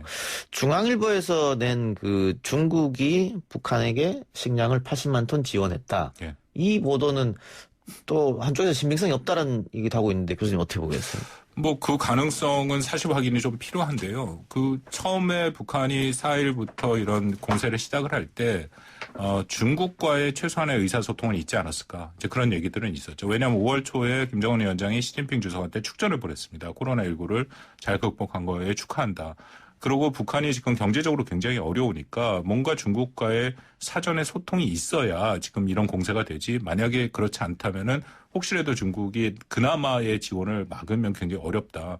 그래서 80만 톤설도 거기서 나온 거라고 제가 생각을 하고요. 아까 말씀드린 미중 간의 하와이 회담 이후에 있었던 어떤 것도 결국 중국이 북한에 대한 지원을 더 준다고 얘기할 수도 있고 아니면 지원을 끊는다고 얘기한다는 그 영향력을 발휘할 수는 중국의 능력은 되죠. 예. 자, 그러면은 볼턴 회고록 부분, 이야기를 좀 해보면요. 일단 교수님은 회고록에서 어떤 부분을 주목하고 보셨습니까? 일단 이 회고록을 우리가 읽을 때 굉장히 조심해야 된다라고 생각을 하는데요. 이게 워낙 그 민감한 내용들이 있어서 국내외에 굉장히 많이 지금 논의가 되고 있는 것은 이해를 하는데 회고록은 많은 참고 문헌 중에 하나입니다. 예. 그러니까 역사를, 외교사를 공부하고 재구성을 할 때 일단은 한국이나 미국 다 이른바 30년 법칙이라는 게 있거든요. 그 30년이 지나야 이 문서가 비밀로 된 문서가 해제가 됩니다. 그러니까 보통의 사가들은 그걸 갖고 이제 역사를 재구성을 하고 예. 그 와중에 이런 회고록들은 참고 문헌 중에 하나로 보는 거죠. 이른바 교차 확인을 하는 그 과정에서 그렇기 때문에 특히 이 회고록은 본인의 시각이 들어가 있는 거죠. 그 사실 여부를 떠나서 그 사실을 해석하는 부분에 본인의 시각이 인식이 들어갈 수 있으니까 그것을 우리가 정확히 판단해야 된다고 생각되고요. 그래서 보통은 회고록이 나오긴 나오더라도 현직 행정부에서 일했던 사람이 행정부가 진행되는 동안 나오는 경우는 거의 없습니다. 그러니까 예를 들어 4년이나 8년 후에 회고록이 나오죠. 근데 트럼프 행정부는 특징 중에 하나가 이번이 이 존 볼튼 국가안보보좌관이 첫 사례가 아니라 이전에 제임스 매티스 국방장관도 회고록이 작년에 나왔어요. 그러니까 이게 지금 트럼프 행정부의 전체적인 난맥상이라고 생각하는데 그들이 생각하기에 트럼프 대통령이 다시 재선이 되면 안 된다라는 그런 생각을 갖고 썼다라는 것도 우리가 염두에 둘 필요가 있고요. 근데 대신에 국가안보보좌관이라는 그 존 볼튼의 직위 자체는 매우 중요한 위치입니다. 그래서 모든 문서들이 다 그 백악관의 국가안보보좌관을 통해서 대통령한테 전달이 되고 대통령의 지시는 또 거꾸로 그렇게 내려가거든요. 그러니까 각 부처에서 올라오는 것들을 다 볼 수 있는 그런 위치에 있는 것은 맞죠. 이거 하여튼 이 회고록에 대해서 다 믿을 수도 없고 뭐 다 안 믿을 수도 없고 그런 상황인데 네. 어쨌든 볼튼 입장에서 볼튼 시각에서 써진 것이고 네. 또 이 백악관에서는 이 책 제목이 그것이 일어난 방인데 네. 백악관이 하는 얘기는 볼튼은 그것이 일어난 방에 있지도 않았다. 뭐 이렇게 조금 폄훼하는 네. 뭐 그런 상황인데 네. 우리 정부에서도 볼튼이 조금 거짓말하는 거 아니냐. 네. 뭐 그렇게 이야기를 했더라고요. 그러니까 이게 제가 말씀드린 것처럼 참 판단이 어렵습니다. 한 가지 뭐 예를 들어서 말씀을 드리면 싱가포르 회담 성사 과정이 지금 나왔죠. 그게 우리 정부에서도 굉장히 불쾌하게 생각하는 것 중에 하나인데 기억하시겠지만 2018년 3월 달에 정영 실장과 서훈 원장이 북한을 가죠. 그래서 김정은 위원장을 만나고 그리고 바로 그 워싱턴을 가서 트럼프 대통령을 만납니다. 그래서 김정은 위원장이 트럼프 대통령을 만나기를 원한다라는 일종의 초청을 했던 건데 지금 볼튼 보좌관의 이 회고록에 따르면은 그것은 김정은 위원장이 초청을 한 것이 아니라 한국 정부 정의용 실장이 초청을 한 것을 중간에 얘기했다. 예. 그렇게 얘기를 해서 지금 문제가 생기거든요. 근데 이거는 말씀드린 것처럼 일종의 사실의 영역입니다. 그러니까 이건 둘 중에 하나가 잘못 알고 있을 수 있다라는 거고요. 근데 그 다음에가 문제죠. 예를 들어서 그 다음에 볼튼 보좌관이 쓴 걸 보면 그렇기 때문에 이 미국 간의 접촉과 외교는 한국의 창조물이었다. 이게 긍정적인 의미로 쓴 것이 아니에요. 예. 이것은 해석의 영역이죠. 그래서 제가 거듭 말씀드립니다만 이걸 읽을 때는 사실의 진위 여부가 있고 또 해석의 여부가 있다. 그래서 그걸 잘 가려서 우리가 볼 필요는 있다 그렇게 생각합니다. 예. 근데 어쨌든 고위 공무원이 퇴직한 지 얼마 되지도 않는데 이런 걸 썼다는 게 조금 의아하긴 합니다만은. 예. 매우 의아하죠. 왜냐하면 특히 말씀드린 것처럼 제가 읽어보니까 이 안에 비밀 내용이 굉장히 많습니다. 예를 들어서 정의용 실장과 같이 얘기한 거 그것도 다 비밀이거든요. 그러니까 그것을 원래는 나와서 문서가 있어요. 그 문서를 해제 신청을 하고 그 문서를 기반으로 써야 되는데 그런 게 없이 그냥 자기가 썼던 노트. 근데 사실은 그 문서를 보고 썼겠죠. 그렇다면 이것은 비밀 누설이 될 가능성이 있습니다. 그러니까 아마 고위급 공무원 정도 되면 비밀, 엄수, 각서 같은 거 쓸 텐데 말이죠. 네. 이 책이 동북아 정세에 미칠 영향이 분명히 있는 것이죠. 어쨌든 간에. 예, 있다라고 생각을 합니다. 특히 이 책의 핵심은 볼튼 보좌관도 이걸 노렸다라고 생각하는데 트럼프 대통령이 얼마나 무지하고 변덕스럽고 자신의 정치적인 이해만 쫓아가느냐. 우리가 익히 알고 있었죠. 3년 반 동안. 근데 그것을 아예 기록으로 나와서 사례별로 얘기를 하니까 그 파장이 큰 거고요. 지금은 우리는 한국 문제만 얘기를 합니다만 이 책에 중국이랑 베네수엘라, 이란 굉장히 많은 국가들이 다 있죠. 특히 중국 문제는 심각합니다. 트럼프 대통령이 자신의 재선을 위해서 중국 문제를 활용했다라는 그 내용들이 지금 드러나 있거든요. 그렇다면 동북아에 우리 앞으로 한미 관계도 그렇고 북미 관계도 그렇고 트럼프 행정부를 신뢰하기가 매우 어렵죠. 이 협상이라는 것이 어떤 기반을 갖고 서로 간에 공통된 이익을 찾아가야 되는데 그런 것이 아니라 트럼프 대통령은 자신의 정치적인 이해만 쫓고 있다라는 것이 이렇게 확인된다면 앞으로의 신뢰성이 미국의 신뢰성이 이미 좀 많이 훼손이 됐습니다만 더 힘들어질 가능성이 있다 그렇게 생각합니다. 예, 베네수엘라 이란도 있습니다만 어쨌든 일본 이야기도 나옵니다. 볼턴 해고를 보면. 근데 거기 보면은 아베는 김 위원장을 믿지 않았고 한반도 종전도 달가워하지 않았다. 우리 입장에서 보면 굉장히 불쾌한 내용이란 말이죠. 그러니까 아베 입장에서도 이게 어쨌든 불거진 거에 대해서는 굉장히 곤혹스러울 것 같아요. 그 비밀 내용들이 여기도 많이 등장하고요. 그리고 볼턴 보좌관이 처음부터 일본의 그 카운터파트가 야치거든요. 야치에 대해서 자기와 100% 생각이 같았다라고 시작을 합니다. 특히 한반도 문제와 비핵화 문제에 대해서는 북한이 핵무기 보유를 포기하지 않을 것이다. 비핵화하지 않을 것이다라는 것을 같이 전제를 했고 그리고 육자회담에서 나온 이른바 행동 대 행동의 그런 접근 방식이 잘못됐다라는 게 볼턴 보좌관의 기본 생각이었는데 일본도 그걸 동의했다라는 거죠. 그런 인식을 공유하고 있으니까 쭉 모든 과정에서 특히 기억하시기 외부로 다 알려진 거죠. 한미 간의 중요한 회담이 있거나 북미 회담 전에 늘 아베가 트럼프 대통령을 만났었습니다. 그 순간에 아베 수상이 얘기를 했던 것은 굉장히 반대에 대한 입장들, 비판적인 입장들을 계속 전달했다라는 것이 볼턴 보좌관의 이 보좌관의 이번 이 회고록에서 다시 한번 확인이 된 거죠. 예. 당장 오늘 같은 경우도 북한이 대남 군사행동 계획을 보류한 데 대해서 일본 정부가 입장을 냈는데 남북 관계가 더 이상 긴장되는 건 바라지 않는다. 이런 입장을 내놨거든요. 근데 이 기사의 댓글을 보면 일본이 언제부터? 이렇게 부정적으로 달리더라고요. 그런 거 봤을 때 일본도 좀 곤혹스럽지 않겠나 싶은데 지난번에 미국 비밀문서 나온 거 보니까 민주당 또 힐러리 같은 경우에도 한반도의 통일을 원하지 않는다. 그런 내용이 나왔지 않습니까? 그래서 지금 이번 볼턴 회고록도 아베가 달고하지 않는다. 그러면 소위 말하는 한국을 둘러싼 주변 강대국들이 한반도 통일을 정말로 바라지 않는 건 아닌가. 이런 생각도 듭니다. 그건 정도의 차이는 있는데 기본적으로 그 통일을 안 바랄 수도 있고요. 통일 과정에서 나타나는 혼란을 싫어할 수도 있는 거죠. 왜냐하면 그 통일 과정에서 우리가 흔히 상정되는 여러 가지 시나리오 중에 하나가 전쟁도 있을 수 있고 급변 사태도 있을 수 있고 그렇다면 굉장히 큰 변화고 또 미국의 입장에서는 원치 않은 분쟁에 끌려 들어갈 수도 있고 중국의 입장에서는 대규모 난민이 발생할 수도 있고 이제 그런 문제들에 대해서 기본적으로 좀 다른 시각들을 갖고 있는 것은 분명합니다. 그래서 통일에 대해서는 우리가 늘 얘기하는 게 주도권을 갖고 가야죠. 주변국이 다 뭐 좀 부정적인 입장이 있다면 우리가 그것을 설득해내야 되는 것도 있는 거고 그거는 독일 통일 과정에서도 우리가 이미 충분히 교훈을 보지 않았습니까? 예. 그 시진핑 주석의 방안 계속 이제 늦어지고 있습니다. 코로나 때문에. 네. 그런데 아마 방안이 뭐 늦어지더라도 하긴 할 것이다. 뭐 그거는 양국 정부가 다 원하는 것이니까. 그때 어떤 북한 문제에 대해서 좀 신중하게 우리를 위하는 쪽으로 좀 논의를 해봐야 된다. 그런 얘기를 전문가들이 많이 하던데. 뭐 중국과 논의를 해서 북한 문제를 하는 것은 매우 중요합니다. 아까 잠깐 말씀드린 것처럼 지금 현재 상황에서 북한이 의미 있는 관계를 갖고 진행하고 있는 나라는 중국이 유일하거든요. 그리고 경제적으로도 여전히 유일하게 거의 중국이 지금 북한과의 경제 교류를 하고 있는 상황이기 때문에 중국이 북한에게 갖고 있는 영향력은 적지 않다고 생각합니다.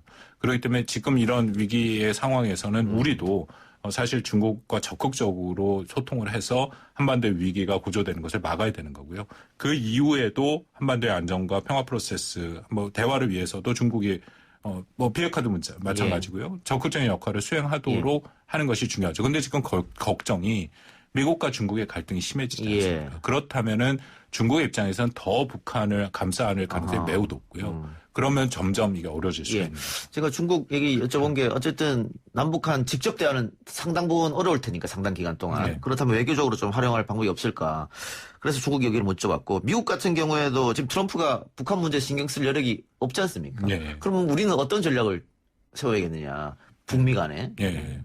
북미 간에는 지금 북한도 그렇고 일단은 긴장이 고조되지 않도록 하는 것이 매우 중요합니다. 특히 트럼프 대통령이 본인이 얘기한 그 레드라인 금지선을 만약 북한이 ICBM 대륙간 탄도 미사일인데요. 그걸 쏘게 되면은 금지선을 넘게 되고 그러면 트럼프 대통령이 지금 대선전에서 밀리고 있지 않습니까? 굉장히 강력한 조치로 치고 나오겠죠.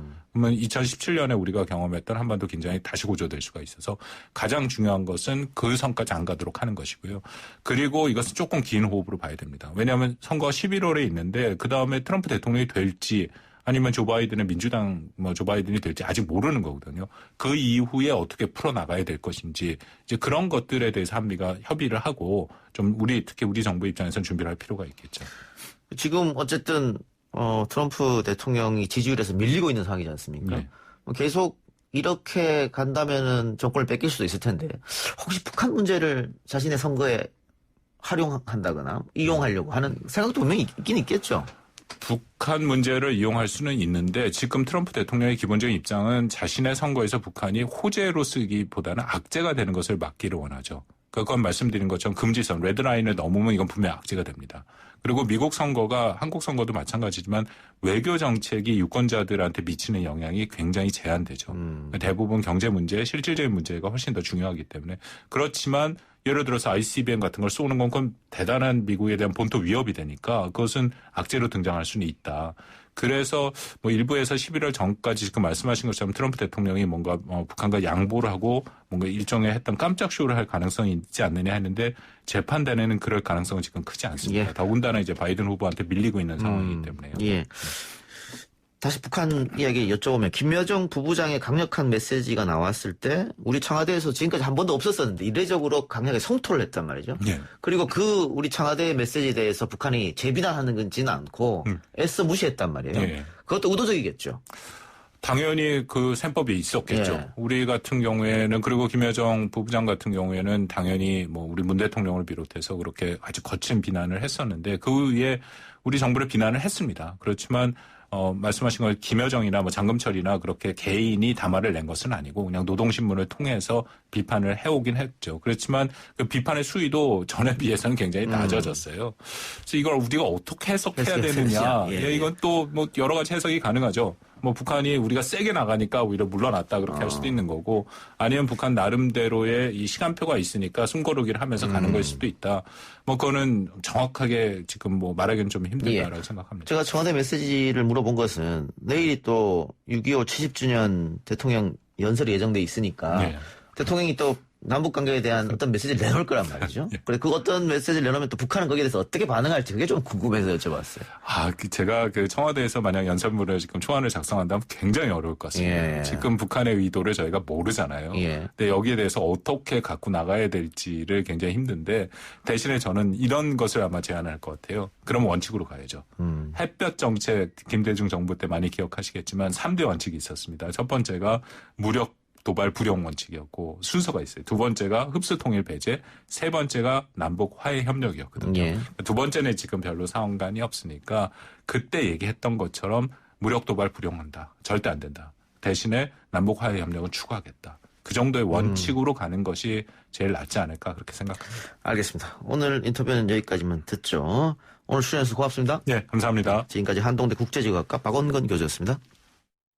3부 순서 마치고요. 4부 830 정치 토크로 돌아오겠습니다.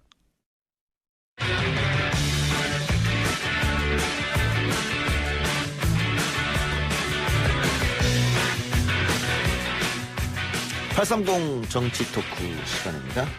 미래통합당 이준석 최고 나왔습니다. 어서 오십시오. 네, 안녕하십니까. 더불어민주당 장경태 의원은 지금 열심히 달려오는 중이고 먼저 합시다. 예. 자, 김종인 위원장이 여야의 대권 주자가 안 보인다라고 하면서 툭 백종원 씨 이름을 언급했는데 저는 이게 그냥 그 해프닝으로 끝날 줄 알았는데 이게 언론에서 계속 다뤄주고 있네요. 하여튼 관심 끄는데 아니면 이슈 던지는 데는 이분의 특활의 능력이 있다는 거는 그 취임하시기 전에도 제가 지적을 했었는데 그게 이제 극단으로 발휘되고 있는 것이 아닌가. 사실 백종원 씨라 그러면은 정치적으로 아버님이 예전에 교육감 하셨다 이외에 굳이 성향이 드러날 만한 발언을 하는 분이 아니거든요.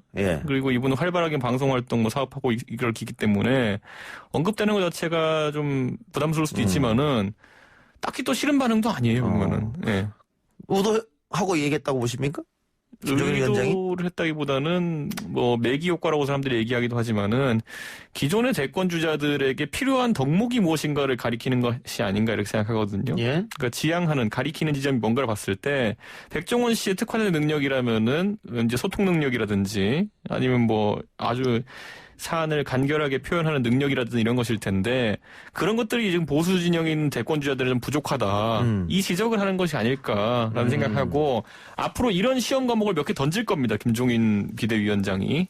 그때마다 이제 대선 주자들이 처음에는 이제 김종인 위원장이 이런 말 하면은 막 발끈했잖아요. 이번에 백종원 씨 이름 나오고 발끈 안 했잖아요. 그게 뭐냐면 이제 이런 어떤 판을 키우는 그런 어떤 발언들에 대해서 적응해 나가는 것이 아닌가 싶습니다. 이 백종원 씨가 충남이 고향이어서 충청 대망론 이런 얘기도 벌써 나오고 있던데 어쨌든 여야의 대권 주자에서 시작된 발언인데 근데 실상은 차기 대선 주자 선호도 조사를 하면 여권 후보들이 굉장히 앞서 나가는 상태고 야권 후보가 지금 좀 많이 쳐져 있단 말이죠. 이게 미래통합당 쪽에서는 이게 좀 고심이 깊을 텐데요. 지금 시점에 이낙연 총리가 지지율이 잘 나오는 것으로 이제 보이는데 그런 거라면 이제 항상 집권 후반부의 여당의 약간 안정감 있는 주자가 1등하는 현상을 보통 보는 것과 비슷합니다. 예를 들어 새누리당으로 치환해서 볼 것 같으면요.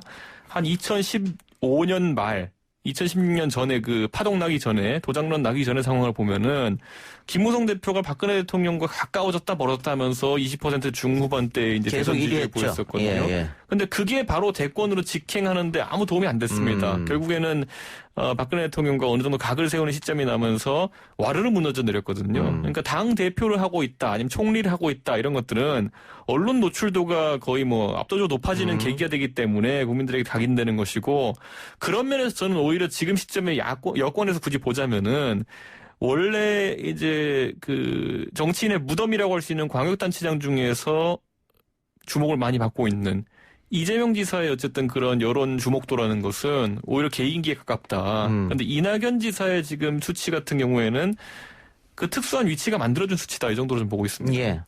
경기도지사를 거치면은 사실은 대권에 도전했다 다 실패했기 때문에 그런 얘기가 나오는 건데 어쨌든 오히려 이낙연 의원보다는 이재명 지사의 개인기가 좀 더 돋보인다 이런 말씀이고 별의별 이슈를 다 만들잖아요 보면은. 그러니까 반대로 미래통합당 쪽에서는 지금 후보가 좀 안 보이는 건 그건 좀 답답하지 않아요? 그럼 미래통합당이 이제 원내에서 세력도 줄어들었고 그리고 광역자치단체장이 TK 지역 외에는 없기 때문에 이슈를 만들기 어렵고 이런 측면들이 있고요. 실제로 야권은 과거에 이제 아까 제가 새누리당 시절로 치원해서 얘기했다면 그때 김무성 대표가 1위 하고 이랬던 거는 그 당시 야권에도 별다른 주자가 없었기 때문이에요. 그 당시에는 문재인 대통령께서 지금과 같은 강력한 어떤 지도자의 모습보다는 그 당시에는 항상 대안론에 시달리던 시기였거든요. 그러다 보니까 그때 안철수 대표랑 막 서로 이제 막 당내에서 티격태격하고 이러던 상황이었기 때문에 그런 어떤 야권의 항상 리더 부재라는 거는 어느 정권에서는 있었던 일입니다. 자, 정인태 주장 나왔습니다. 이거 지금 민석 최고 이야기를 들어보니까 뭐 이낙연 의원이 1등하고 있지만 뭐 거품이 아니냐 뭐 이런 얘기 같기도 한데 어떻게 보세요? 어쨌든 대선이 지금 뭐 대선 이슈가 지금 대선 정국도 아니고요. 그렇기 때문에 뭐 사실 지지율은 큰 의미는 없다 이렇게 생각합니다만 어찌됐건 현재 이 지지율은 1위고요. 또 김무성 대표처럼 막 현직 대통령과의 갈등을 빚거나 이럴 스타일도 아니기 때문에 아마도 개인기 뭐 이낙연 총리와 뭐 이재명 지사의 굳이 개인기를 따지자면 안정감과 결단력 아니겠어요? 이재명 지사의 결단력 또 이낙연 총리의 안정감 이런 부분들이 아마 계속적으로 막 국민들께 어필은 할 것으로 예상이 되고요. 또 이 두 분이 현직 대통령과의 갈등을 빚을 가능성이 좀 낮다고 봐서 아마 이제 그 당시 박근혜 정부 때와 좀 다르다고 보고요.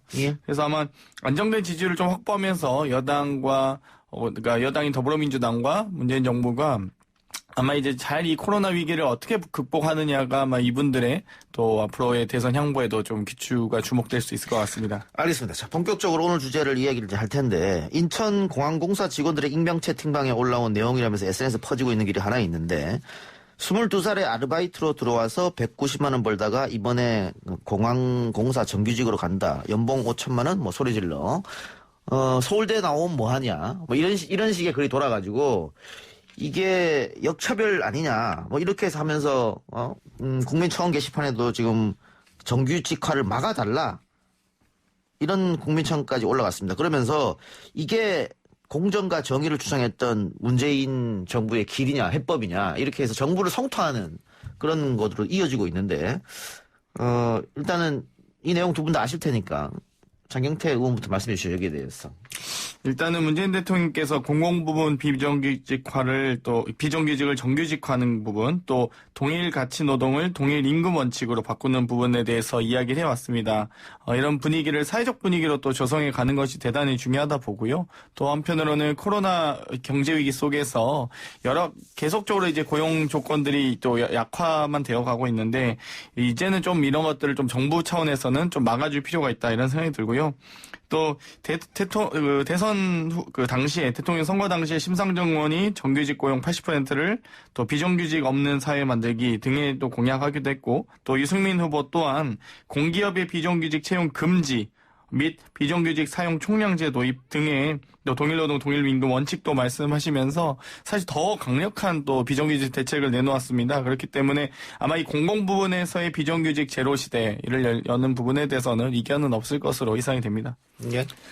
공공부문이 지금 방대해지고 있다는 지적이 굉장히 많은 것이죠. 과거에 이제 이런 식으로 일자리 문제를 공공부문은 늘리고 공공부문의 일자리의 질과 양을 늘리는 방식으로 해결하려고 했던 나라가 그리스인데 그 이후에 이제 경제가 내려앉은 다음에 더 이상 그것을 어떤 선망의 대상으로 보지 않는 것이 이제 국제사회의 시각인데 이제 뭐 비정규직이 가진 불안정성이라는 것이 항상 문제가 되기 때문에 거기에 안정성을 부여할 수 있다면은 뭐 저는 누구도 반대하지 않을 것이다. 근데 거기에는 상당한 비용이 수반된다는 것이고요. 지금 특히 이 문제에 대해 가지고 젊은 세대가 강하게 반응하는 것은 뭐냐면은 결국에는 비정규직이 대거 일거의 정규직으로 전환되면서 고용시장이 더 얼어붙지 않을까. 그렇죠. 그러니까 실제로 한 10년 동안 신규 채용하지 않는 거 아니냐. 제가 봤을 땐 직군이 다르기 때문에 그렇게 될 일은 없어 보입니다만은 그런 불안감이 팽배해지고 있기 때문에 이런 반발이 나오는 거거든요.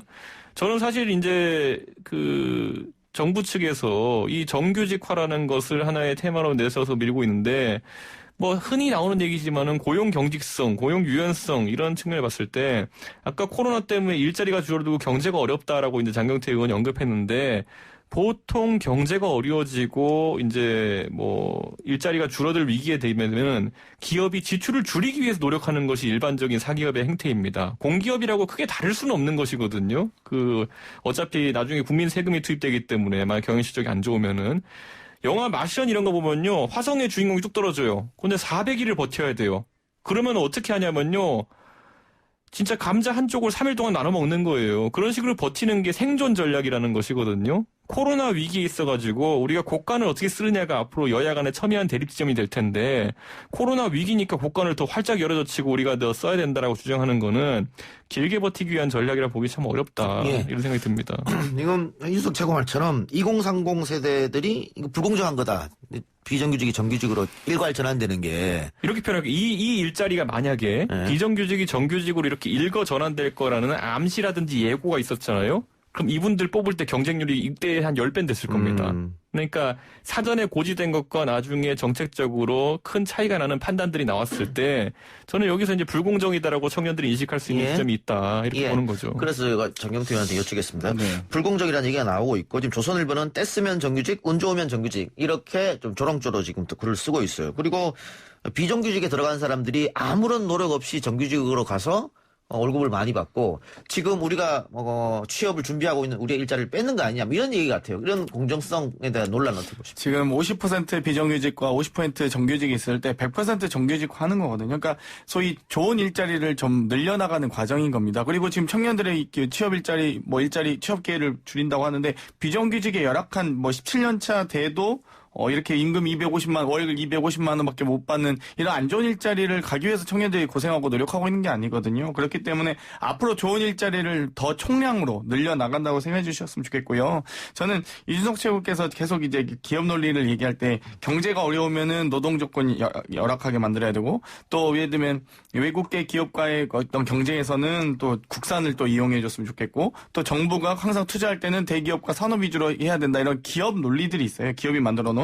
그러면 항상 경제가 어렵다 하면서 결국 우리가 경제적 모델로 삼는 건 어려울 때는 꼭 그리스 얘기하고 좋을 때는 미국 따라간다 얘기한다고 하는데 사실 우리는 그리스 모델과 좀 다른 나라입니다. 그러니까 예를 들면 스웨덴이나 차라리 독일의 사례였다면 참 좋았을 것 같은데 우리는 중공업 위주의 산업이고 또 수출 위주의 산업이고 결국 대기업 중심의 산업 구조를 가지고 있습니다. 그리스와 완전 다르죠. 마치 우리가 확장적 재정 정책을 하면서 소위 고용 기준과 근로 조건을 강화해 나가고 확장해 나간다면 공공부문 일자리 늘려 나간다면 그리스 모델보단 전 독일 모델이 될 가능성이 높다. 그렇기 때문에 이번에 경제가 어려운 상황에서 민간 기업에게 어떤 지출을 늘려라, 고용 지출을 늘려라라고 말할 수 없다면 결국 정부가 나서서 해야 된다. 이 부분은 공공부문이 해결해야 될 부분이지 민간 부분이 해결할 수 없는 부분이다라고 좀 말씀드리고 싶습니다. 저는 이건 참 어려운 문제긴 한데 양면이 있기 때문에 17년 차 된 보안 요원의 급여 명세서가 250만 원이라는 이 자료가 만약 사실이라는 근거하에 그럼 저는 민주당 입장에서는 앞으로 이런 보안 요원 같은 거 정규직화 되어가지고 17년 차 되면은 이분들이 한 연봉 6, 7천 정도의 그런 상응하는 공무원들이 일반적으로 구급 공무원 이렇게 되는 분들이 받는 대우 이상을 받아야 된다고 보시는 겁니까? 왜냐면 그게 만약 가야 되는 방향이라고 한다면은 그 비용 부담에 맞춰가지고 공기업이 앞으로 사업을 운영해야 되고 실질적으로 기업에서 인력을 충원해야 되는 것이거든요. 그 우려가 맞다면은요, 아까 그 청년들이 한다는 우려가 맞아요. 이 인건비 수요를 충당하기 위해서 앞으로 신규 직원 못 뽑는 겁니다. 어떻게 생각하세요, 여당에서? 아니, 전체적인 총량으로 이제 예를 들면 지금 좋은 일자리가 50%에 100% 늘어나는 과정이잖아요. 그렇다고 해서 그 안 좋은 일자리를 없애는 과정이지 이미 청년들이 갈 수 있는 좋은 일자리가 사라지는 게 아닙니다. 그렇기 때문에 저는 앞으로의 우리 사회적 분위기가 좋은 일자리를 만들어가야 된다. 이런 부분을 말씀드리고 싶고요. 아마 이 지금 청년들이 오해하고 계신 것도 아마 언론에서 좀 너무 이 프레임을 막 비정규직의 정규직으로만 잡고 가는데요. 오히려 17년간 고생해도 17년 차 근로자가 월급이 250만 원밖에 되지 않는다. 사실 알았다면 청년들이 그걸 기회라고 생각하거나 저기 갔어야 되는데 못 간다고 생각하진 않을 겁니다. 그리고 또 그냥 단순하게 고용 전환이 되는 게 아니고요. 이 보안검색 요원과 또 보안경비 요원이 별도 회사로 또 이 구분해서 저희가 편제를 하고 있고요. 또 정규직 전환 선언 이후에 입사한 보안 요원은 방금 말씀하셨듯이 정규직 전환 될 것이다라고 하면은 막 경쟁이 엄청나게 치열해질 것으로 예상이 말씀하셨는데 공개 채용을 거쳐서 이 고용된 그러니까 채용 절차 자체가 변했습니다. 정규직 전환 선언 이후에는. 그리고 또 이 소위 로또 취업 자꾸 얘기하시는데 서류 전형, 인성 검사, 적격 심사, 면접 전형 등의 진행하는 공정한 채용의 과정이 또 있었습니다. 그렇기 때문에 이 부분에 대해서 좀 오해하지 않으셨으면 좋겠습니다. 알겠습니다. 오늘 정경태 의원이 지각하는 관계로 여기서 토론을 마쳐야겠습니다. 시작하자마자 마쳐야 되는 경우가. 다음에 한 번 더 기회를 제가 만들어서 좀 오래 토론하도록 하겠습니다. 두 분 말씀 고맙습니다. 감사합니다. 내일 이 시간 다시 돌아오겠습니다.